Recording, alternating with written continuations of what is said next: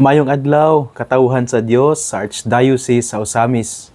Sa ngalan sa tuwang talahuron nga Arsobispo, si Archbishop Martin Sarmiento Khumuwadidi, ug sa kahugpungan sa Tibuok Kaparian, dinhi sa lokal nga simbahan sa Osamis. Kini nausab si Reverend Father Eman Pujutan, ang magauban kaninyo ug magapaambit sa atong mga pagmamalandong bahin sa Ebanghelyo karong adlaw. Mga igsoon ko diyan ni Kristo. Adlaw karon nga Biyernes, Marso 21 sa tuig 2025. Ug anana kita sa ikaduhang semana nining balaan nga panahon sa Kwaresma. Ug nining adlaw nga Biyernes, akong pagtimbaya sa tanan nato nga mga naminaw karon nga naka-tune in diha sa ato ang AM 657 ug sa FM 100.7 ug sila usab nga nagalantaw ug nagapaminaw sa FB Live, sa FB page, sa DXDD. Ako ang pagtimbaya kaninyo tanan karong adlaw. Akong panghinaot nga anaa kamo sa maayong panglawas. Akong pagampo nga kamo anaa gayod sa maayong nga disposisyon aron nga pinaagi ni anang maayong disposisyon uban sa panalangin sa Dios kining adlaw nga Biyernes ato ginisiyang mahalad ngadto sa Ginoo. Ug ang tanan natong pagabuhaton nining adlaw nga Biyernes makapahimuot gayod sa atong Ginoo, especially niining panahon sa Kwaresma. Dili nato kalimtan ang tulo ka mga pillars sa panahon sa Kwaresma nga mao gayod ang pagampo, ang pagpuasa ug ang pagtabang sa atong mga igsuon nga nanginahanglan, especially ang atong mga igsuon nga kabus ug timawa. Ako usab nga pagtimbaya mga igsuon nining adlaw nga Biyernes sa tanan nato nga mga kaparian dinhi sa lokal nga simbahan sa Osamis, ang mga kura paroko, uban sa ilaang mga parochial vicars, ang tanan nga mga pari sa lokal nga simbahan sa Osamis, ug usab ang mga igsuong kaparian diha sa lokal nga simbahan sa Pagadian, sa Iligan, sa Dipolog ug sa Prelatura sa Marawi. Ug ako usab nga hasubo sa pamilya Muro ug sa pamilya Malalis tungod kay kagahapong adlaw, Marso 20, 2025, sa may alauna sa kahaponon mauman ang funeral mass alang sa pinalangga nga inahan ni Reverend Father Alfredo Malalis, si Nanay Hospecia Pising Malalis. Tungod kay gagapong adlaw, mauman ang adlaw diin siya ilubong. Busa didto kami sa lungsod sa Pinyan nga sakop sa probinsya sa Zamboanga del Norte, ang mga kaparian sa lokal nga simbahan sa Osamis ug usab ang ato ang pinalangga nga Arsobispo. Nakigduyog kami sa kasubuan sa pamilya Muro Malalis, ilab na gayod sa kasubuan nga nabati sa amoang igsuon nga pari si Reverendo Padre Alfredo Muro Malalis. Busa sa tanan nga mga pamilya Muro og sa Malalis, condolences kaninyo.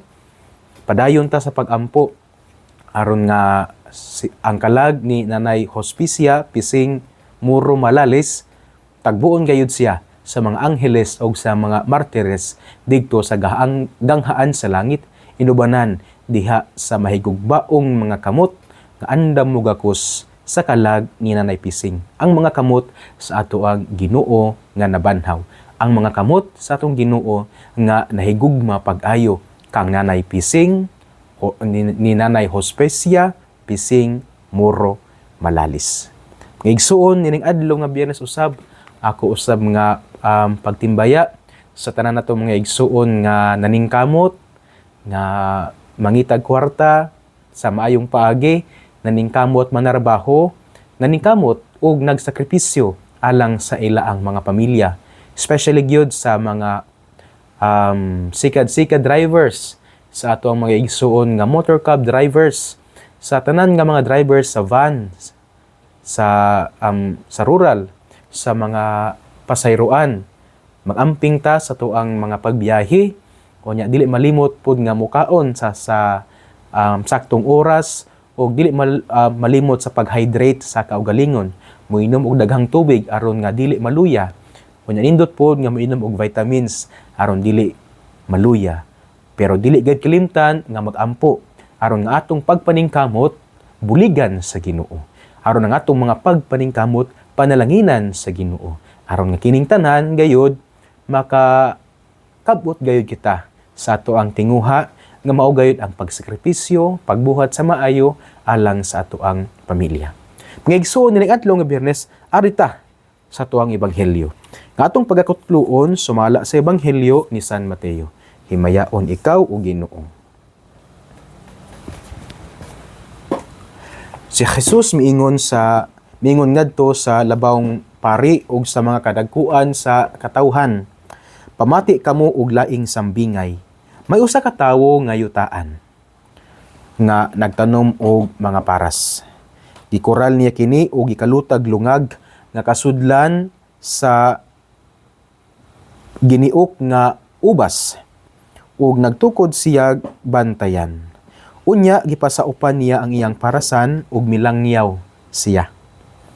Sa ting pamupo na sa ubas, gipadala niya ang iyang mga ulipon ngadto sa mga saop aron pagkuha sa iyang bahin. Apan gidakop sa mga saop ang mga ulipon, gibunala nila ang usa ug ang usa ilang gipatay ug ang lain pagayod ilang gibato. Unya gipadala pagayod niya ang laing mga ulipon nga labaw pa kadaghan kaysa unang gipadala. Ug mao gihapon ang gibuhat sa mga saop kanila. Sa katapusan gipadala niya ang iyang anak. Miingon siya, "Sa walay duha-duha, tahuron gayud nila ang akong anak." Hapan sa dihang nakita sa mga saop ang anak, nag-ingnanay sila, ania ang anak sa tag-iya. Tana, patyon ta siya ug maato na ang parasan. Busa siya ilang gidakop, gitaral ngadto sa gawas sa parasan ug gipatay. Karon niya nigabot sa tag-iya unsa may iyang buhaton sa mga saop. Nangutana sa Jesus. Sila mitubag, sa walay duha-duha patyon niya kadtong mga tawong dautan ug pasaupan niya ang mga parasan ug laing mga tawo nga makahatag kaniya sa iyang bahin sa abot sa hustong panahon. Sa Jesus mingon kanila, wala ba kamo makabasa sa giingon sa kasulatan? Ang bato nga gisalikway sa mga magtutukod kay walay kapuslanan nahimo hinuong bato nga labing importante.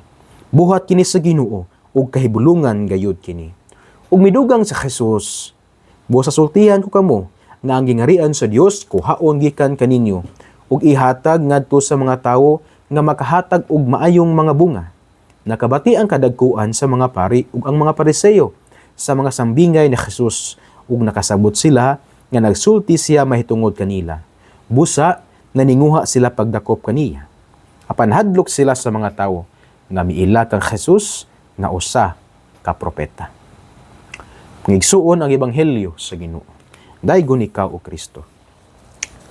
Ngigsuon ining adlaw nga Biyernes, Marso 21, 2025, ang atong ebanghelyo atong gikutlo sumala sa ebanghelyo ni San Mateo, kapitulo 21, unya versikulo 33 hangtod sa 46. Di nakadungog ta og usa ka nindot og lawom nga sambingay ni Jesus. Sambingay mahitungod sa usa ka tawo nga naay parasan nga iyang gipasaupan og mga tawo. Unya panahon na sa timbunga, nagpadala siya og mga ulipon aron sa pagpanghayo sa iyang bahin. Sanglit siya mao man ang tag-iya sa parasan. Isip tag-iya naa siya katungod nga manghayo sa iyang bahin. Unya dili pud tanan nga abot sa parasan iyang pangayoon kay sayod man ang tag-iya sa parasan nga ang mga saop nga diin iyang gipa alima sa maong parasan naman pod sila ila ang bahin. Ang gipangayo ra gyud sa tag-iya iya ang bahin. Pero ang gipadala nga mga ulipon sa tag-iya sa parasan gipamatay sa mga saop. Kaduhang higayon ang tag-iya sa parasan nagpadala og ulipon. Pero maura gyapon ang gibuhat sa mga saop, gipatay gyapon nila. Nya sa katapusan, gipadala sa tag-iya sa parasan ang iyang anak. Maura gyapon ang gibuhat sa mga saop. Unya, unsay buhaton sa tag-iya sa parasan, iyang papawaon ang mga saop. Tungod kay sila dili man sila maayo nga pagasaop, kay dili man sila mohatag sa bahin nga alang gayud sa tag-iya sa parasan. Remember nga ang tag-iya sa parasan, sayod siya. Nga isip mga saop, kaya naaman siya mga saop, isip mga saop, sayod siya. Nga kining iya ang mga saop, tapos sila ila ang bahin. Kaya sila may naghago, sila may naningkamot. Pero ang gipangayo ra bigid biya sa tag-iya sa parasan, iya ang bahin. Pero kini wala nahatag sa mga saop tungod kay ang gusto di ang mahitabo sa mga saop kag isulti usab sa ebanghelyo, gusto nila nga maangkon ang parasan. Unsa man ang ato ang makutlo nini mga igsoon? Mao gayud nga sayod ta nga ang maong tag-iya sa parasan magayod ang Ginoo. Nya sayod po ta nga ang mga saop nga maoy gitugyanan sa tag-iya, gitugyanan sa Ginoo aron sa pag-amuma sa maong parasan kita. Nya ang parasan mao ang kalibutan ug ang atong kinabuhi. Usa ra ba gipangayo sa Ginoo? Iya ang bahin. Unsa man ang bahin nga gipangayo sa Ginoo? Ang ato ang panahon, ang atong gugma, ang ato ang pag-alagad ngadto kaniya. Pero unsay nahitabo? Makadaghan nga higayon nga diin kining bahin nga angay sa Ginoo wala nato nahatag. Tungod kay nahimo tang hakog. Gusto nato nga kita ang tag-iya sa tanan. Dili ta mo ila nga naate tag-iya. Ang ato ang tag-iya nato maguyod ang Ginoo. Ang tag-iya sa kalibutan ng Ginoo. Ang tag-iya sa atong kinabuhi ang Ginoo. Pero sa makadaghan nga higayon wala ta mo ila nga Ginoo di ay ang tag-iya. Gusto nato nga kita ang tag-iya. Konkreto biya gid kayo ni sa nga nahitabo dias katilingban. Mga sitwasyon na di nagpakita nga ang tawo gusto mahimong Ginoo. Na ang tawo gusto nga si mao'y tag-iyas kinabuhi. For example, kanang murag ang kinabuhi nahimo na siya bitawng baligya. Ang kinabuhi murag nahimo na siyang item. Ang kinabuhi nahimo na siyang commodity. Mupili na ta kinsa ang mabuhi. Mupili na ta kinsa ang angayng mabuhi. O mupili na ta kinsa ang angayng patyon. Nawala na ang respetos kinabuhi. Pipila ka mga bulan no nga nagtawag ang atong arsobispo usa ka kanang tawag nga or panawagan nga atong iampo no ang kinibitaong mga nagbuhat sa aborasyon ug ang mga ginikanan nga nagbuhat niini tanan pud sila nga ning participate sa pag-abort nga kita gipanawagan nga magampo kita aron nga sila makabig tungod kay pinagi sa aborasyon gilantaw ang kinabuhi isip usa ka item nga kini siya baggage ra ni siya nagbugat-bugat lang ni mosa isip usa man ni siya kalabitong kabugaton ato ni siyang i-erase ang bata nga nas taguangkan sa inahan sa gabal man ni ano man kay pinaagi ni dili makamag-eskwela kung buros ko maulawan ang mong pamilya kung buros niya ano bitong wala pay kasal unya sa gabal sa career dili makatrabaho tungod kay buros unsay buhaton nila abortion. So niining paagiya mga igsuon. Nahimo tang susama sa mga saop sa ebanghelyo nga daw gusto na ta mahimong tag-iya. Nalimot ta nga kita sa opra. So kana laing bahin pa nga atong makatunan, we should know our place nga kita dili ta ang tag-iya. Kung kini atong hubaron usab diha sa mga konkretong sitwasyon sa atong kinabuhi, we should know our place nga kita dili ang amo. Kung kita trabahante ta. Namogi uban nga mga trabahante nga magpaamo, magpa-as if nga sila ang amo. Dili na mutuman silang mga trabaho. Unya gawas pa niya na kung sila mo trabaho, mediocrity. Si mga igsoon ko ni Kristo. We should know our place. Hindot ba kayo ang atong ebanghelyo? Tungod kay daghan kitang makatunan nga pwede itong ma-apply sa atong kinabuhi. Una niya na, nga muilagid ta, nga dili kita ang tag-iya sa parasan. Dili kita ang tag-iya sa kalibutan, dili kita ang tag-iya sa kinabuhi. Ang tag-iya niini ang Ginoo. Kita, ano bang, gitawag tog stewards lata niini. So unsa angay buhaton? Ampingan ug muhatag tas Ginoo kung unsay Dios sa Ginoo. Panahon sa pagampo, pag-alagad, pagtabang sa mga proyekto sa simbahan, pagrespeto sa usag-usa, pagmahal sa usag-usa. Ngigsuon dili ta malimot nga ang Ginoo gayud ang tag-iya. Kay once nga mo sa likway ta niini, susama kita sa giingon sa ebanghelyo. Nalimot ta nga kini di ay bato nga ato ang gisalikway, maudi ang pinaka-importante nga bato. Tungod kay siya man ang naghatag og pundasyon, siya man ang lig-on nga pundasyon niining ato ang kinabuhi. So mga igsuon, maningkamot sa atong kinabuhi. Nga dili nato unta kalimtan nga ang tag-iya ang Ginoo. Kita mga saop, wala tay katungod nga mobuhat niini tungod kay saop man tas Ginoo. Well, kung moingon tag saop sa Ginoo, wala po nagpasabot nga atong gidegrade ang atong kaugalingon kay palangga man tas Ginoo. Ang ato lang is that we are stewards of God. Kita sulugoon sa Dios. Busa mo tuman ta kung unsay kabubuton sa tag-iya. Busa mo tuman ta kung unsay kabubuton sa Dios. Ug ihatag nato kaniya unsay angay niya. Sa laing bahin pa mga igsuon nga pwede nato makutlo sa tong ebanghelyo, pwede gid kaning makutlo nato kining pagka siloso sa mga saop. Nganuman kay lahi na day ang ilang ginahuna. Di ba nangayo ang tag-iya ug bahin.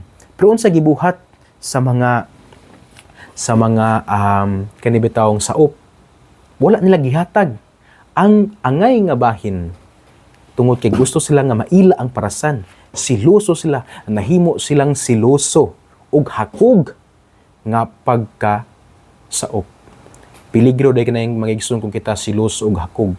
Well, kaning duha mag-uban magining duha. Kung siloso, hakog man gyud pod. O kung hakog, siloso nganuman kay gusto niya nga iyar tanan. You see unsa gibuhat sa mga saop? Gusto sa mga saop nga ilar ang tanang bahin, nga ilar ang tanang abot, nga maski ang abot nga angay gayod sa tag-iya sa parasan, wala nila gihatag tungod kay sila gusto lang nga ilara, siloso sila. Ug gumikan nga sila siloso, nahimo gayod silang hakog. Ang jealousy mga igsuon or ang selos mga igsuon ko ni Kristo, matud pa, jealousy is like the acid that destroys the fabric of love. Usbon ako, jealousy daw is like an acid that destroys the fabric of love. Di ba? Kung mga sinina, kung mabutangan bito sa strong kayo nga asido, maunsa man ang sinina, magabok, magisi, mabuslot. So ingana usab ang jealousy.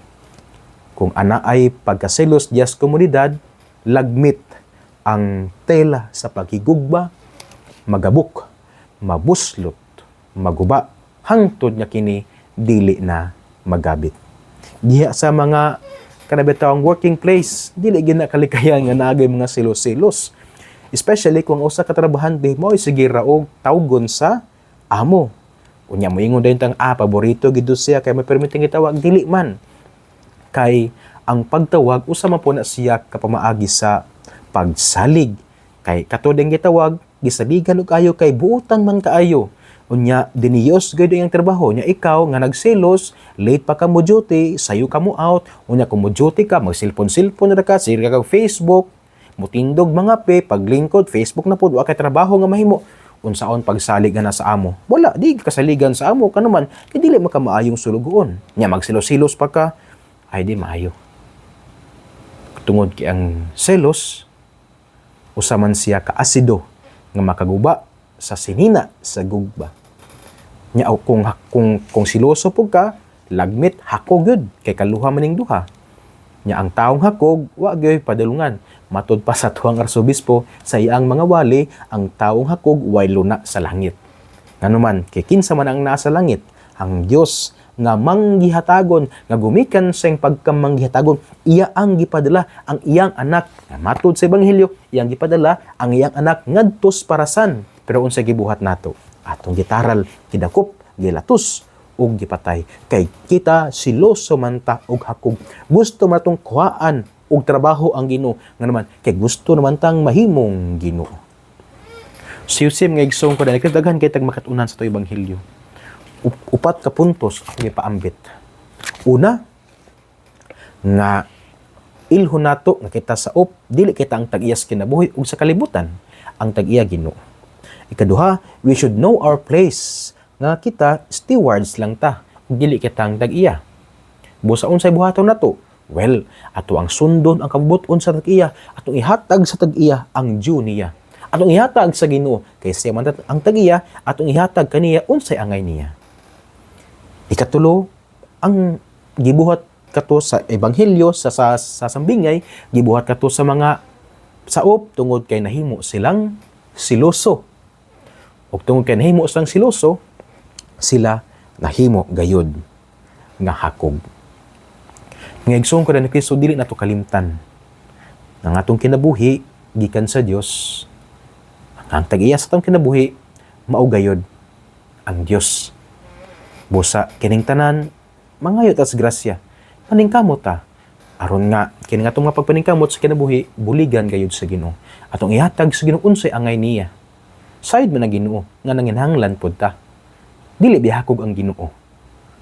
Sayod ang Ginoo nga kini importante sa tuwa, dili man po na siya pangayoon sa Ginoo. Pero atong ihatag unsay angay sa Dios kay siya man ang tag-iya. Ngayon ka ni Kristo, dili nila kukutob sa akong pagmamalandong, dili nato kalimtan nga ang pulong sa Dios angay ginatong paminawon, pamalandungan ug paningkamutan nga puy-an Dios atong kinabuhi. Kay bulahan kayo ang tawo nga naningkamot nga magpuyo sa mga pulong ni Jesus. Sama siya sa usa ka kahoy nga gitanom daplin sa tapa kansang dahon dili gayud malaya. Unya tiempo sa timbunga siya gayud mohatag og maayong bunga. Igsuon ugma na usab. Nakita magkatapok nini nga to ang pulpitos kahanginan, ang radyo sa simbahan, ang DXTD aron mamalandong sa mga pulong sa Dios nga ana-ana sulat diha sa ebanghelyo ang maayong balita sa kaluwasan. Ngaigsoon ko na ni Kristo, uban sa pangiliya sa itong mahal nga inahan. Nagisangpit natong mga misamiston nga birhen sa kuta. Ang Dios unta magapanalangin kaninyo kanunay sa ngalan sa Amahan ug sa Anak ug sa Espiritu Santo. Amen. Magamping, maayong adlaw ug ki Dios di siyempre bindiga.